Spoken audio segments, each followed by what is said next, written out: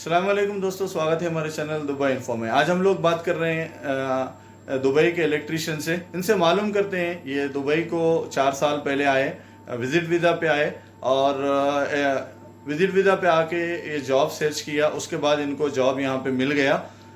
तो इनसे मालूम करते हैं कि दुबई को जो ट्रैवल एजेंसी के थ्रू लोग आते हैं, उनके द्वारा किस तरीके से लोग आते हैं यहाँ पे, क्या क्या प्रॉब्लम्स का सामना करना पड़ता है और ट्रैवल्स एजेंट को किस तरीके से आपको जाके बात करना पड़ेगा, कौन सच्चा है कौन झूठा है, कैसा मालूम करें, इसके बारे में हम वीडियो के अंदर बात करेंगे। इससे दोस्त से जानेंगे कि किस तरीके से आपको ट्रैवल एजेंसी के पास या एजेंट के पास जाना चाहिए, किसको पैसे देना चाहिए और किसको पैसे नहीं देना चाहिए, इसके बारे में हम वीडियो के अंदर बात करते हैं। तो भाई, विजिट वीज़ा पे अगर आप इलेक्ट्रिशियन का जॉब आके ढूंढेंगे तो भाई का कहना ये है कि आप जॉब मिलना मुश्किल हो जाएगा।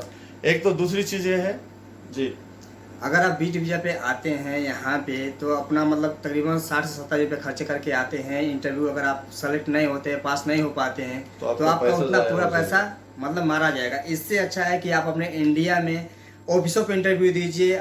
हर बार कंपनी की क्लाइंट इंटरव्यू होता है, मैन पावर ऑफिस है इंडिया में, आप ऑफिस के बारे में पता करिए, वहाँ पे जाइए, अपना इंटरव्यू दीजिए, उसमें सेलेक्ट होकर के यहाँ पे आएंगे एम्प्लॉयमेंट वीज़ा पे तो आपके लिए बेटर है। जी भाई, बिल्कुल सही बात बोल रहे हैं आप।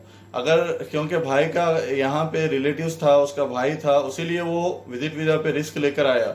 लेकिन जिसका कोई भी नहीं है, वो विजिट वीज़ा पे यानी लेबर कैटेगरी में आके उनको जॉब मिलना मुश्किल है। अगर जॉब नहीं मिलेगा तो उनका 60-70-1 लाख रुपए ज़ाया हो जाएगा। तो बेहतर यह है, जो भी लेबर कैटेगरी में आना चाहते हैं वो लोग ऑफिस पे इंटरव्यू दे करके। अगर आप बीटी पे आते हैं तो आपको रूम लेना पड़ेगा, होटल बुकिंग करना पड़ेगा, आपको तमाम चीज़ें का मतलब पूरा प्रोसेस आपका पूरा बनाना पड़ेगा। ठीक है, उससे अच्छा कि आप अपने इंडिया से सेलेक्ट होकर आएंगे कंपनी में तो आपके लिए बेटर है। बिल्कुल सही कहा भाई ने कि भाई आप इंडिया से अगर लेबर कैटेगरी में आ रहे हैं, कोई भी कैटेगरी, चाहे इलेक्ट्रिशियन हो, प्लम्बर हो, टेक्नीशियन हो, कारपेंटर हो, चाहे कोई भी कैटेगरी, मेसन हो, आप आ रहे हैं तो आपको विजिट वीज़ा पे आना बेहतर नहीं होगा। क्योंकि इसके लिए तकरीबन आपको 1 लाख रुपए लगेंगे। 2 महीने का विजिट वीज़ा, रहना खाना और जो ढूंढने के लिए अलग प्रॉब्लम्स आएंगे। तो जॉब भी मिलना हो सकता है मिले, हो सकता है नहीं मिले। तो इससे अच्छा ये है कि आप इंडिया में रहकर वहाँ पे जो ट्रस्टेड एजेंसीज है वहाँ पे उनके थ्रू अगर जॉब ढूंढ के आएंगे तो आप आसानी के साथ, सुकून के साथ आ सकते हैं। अगर हाँ, एक बात और आप लोग ध्यान दीजिए कि आपको ऑफिस से उसी पे जाना है जो गवर्नमेंटेड से लिंक है, जिसका गवर्नमेंट के पास लाइसेंस है। ठीक है, और एक बात, जब आप ऑफिस पे जाएंगे तो ऑफिस के बाहर जो एजेंट लोग बैठे हैं उनसे नहीं बात करना है, आपको सीधे ऑफिस के अंदर जाना है, ऑफिस के अंदर बात करना है। ठीक है, अगर आप बाहर बात करेंगे तो आपसे पैसा भी लेंगे कि बोलते हैं ना कि आप इतना पैसा दीजिए, मैं आपका काम बहुत जल्दी करवा देगा। तो वैसे लोग आपके साथ घपला कर सकते हैं, आपके साथ धोखा हो सकता है। आपको सीधे ऑफिस के अंदर जाना है, वहाँ से आपको बात करना है। हाँ, अगर आप बीच वीज़ा पे आना चाहते हैं तो आ सकते हैं। जैसे आपका यार दोस्त कोई रहता है या रिलेशन वाला रहता है, अगर आप उसको मतलब उसके पास आते हैं तो आपके खाने का, रहने का सब कुछ मतलब व्यवस्था करेगा, उसके बाद आप आ सकते हैं। अगर आप अपने थ्रू आना चाहते हैं, आप अकेले हैं, आपका कोई यहाँ पे नहीं है, तो आपके लिए मुश्किल है। बिल्कुल सही कहा भाई का कहना यह है कि अगर आप कोई भी एजेंसी को जाते हैं, ट्रैवल्स को जाते हैं, पहले तो आपको ये देखना है कि वो ट्रैवल एजेंसी का लाइसेंस गवर्नमेंट अप्रूव्ड है या नहीं है। अगर आप गवर्नमेंट अप्रूव्ड लाइसेंस के ट्रैवल्स के पास ही जाइए, और ट्रैवल्स के पास में बाहर में जो एजेंट्स वगैरह रहते हैं उनके पास आप मत जाइए, डायरेक्ट ट्रैवल्स एजेंट के पास जाइए, ताकि वो गवर्नमेंट का लाइसेंस उसके पास रहता है, वो धोखाधड़ी आपके साथ नहीं करेगा। अगर कोई भी बाहर आपको कोई आदमी मिलता है, वो कहता है भाई मुझे पैसे दे दो, मुझे 10-20 हज़ार ज़्यादा दे दो, मैं आपको करा के देगा, फिर बाद में आपका पैसा लेके जाएगा, वो पैसा भी जाएगा, आपका पासपोर्ट भी लेके भाग जाएगा और आपको परेशान भी करेगा। इसलिए आप डायरेक्ट एजेंट के पास जाइए। इसके बाद जो आप जिसके पास पैसे दे रहे हैं वो आपको रिसिप्ट भी देगा, ताकि बाद में कोई भी प्रॉब्लम आए तो उसका रिसिप्ट आपके पास रहेगा, आप डायरेक्ट गवर्नमेंट के पास जाके कंप्लेन कर सकते हैं। और एक बात ध्यान दीजिए कि अगर आप किसी भी ऑफिस पे जाते हैं, अगर ऑफिस वाला आपसे इंटरव्यू से पहले आपसे पैसा मांगता है तो आप उस ऑफिस पे मत जाइएगा। इंटरव्यू से पहले का पैसा कहीं भी आपका नहीं लगता है। ठीक है, क्या प्रोसीजर है ये इंटरव्यू? जैसे मान लीजिए कि आप किसी ऑफिस पे जाते हैं, मैं ऑफिस की बात कर रहा हूँ सर, एजेंट की बात नहीं कर रहा हूँ।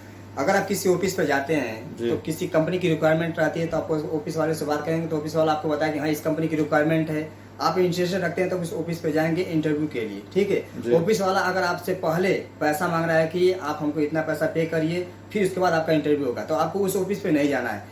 जो मैन पावर ऑफिस होती है गाइस, वो पहले पैसा नहीं मांगती है। जब आप इंटरव्यू देंगे, इंटरव्यू पास होंगे, सेलेक्ट होंगे, आपको ऑफर लेटर दिखाया जाएगा कि आपकी इतनी सैलरी, इतनी घंटे की ड्यूटी है, ये कंपनी पूरा प्रोसेस दिखाया जाएगा ऑफर लेटर में।